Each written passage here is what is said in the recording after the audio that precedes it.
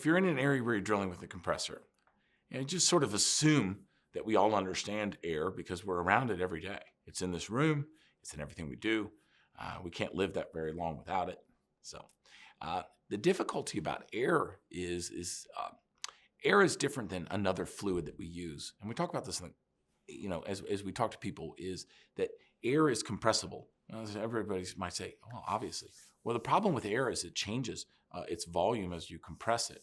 And so other drilling fluids don't change their volume. The volume stays consistent, the size of it. So the difficulty is understanding what's going on with your compressor if it's giving you problems. We have to control the air compressor as we start the drilling rigs or an auxiliary air pack because it can overrun the torque in the engine. That's one thing we talk about is if you have an inlet problem where your inlet valve is allowing too much air into the air compressor, then what if I can't get enough pressure? This compressor says it's rated at 350 PSI, but I'm only getting 150 or I'm only getting 200. Well, that can be an inlet problem or it can be an outlet problem. So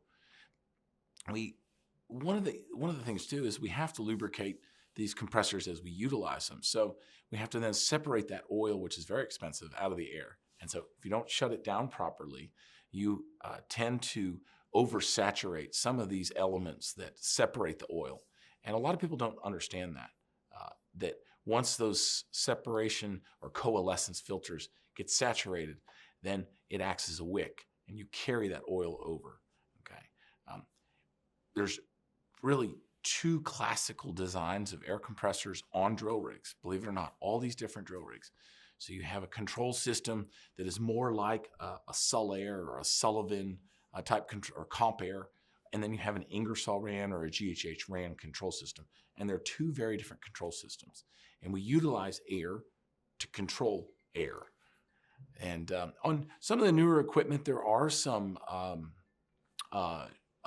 digital and electrical controls, but they're still controlling air valves in these systems. So what seems simple can become very complicated very quickly.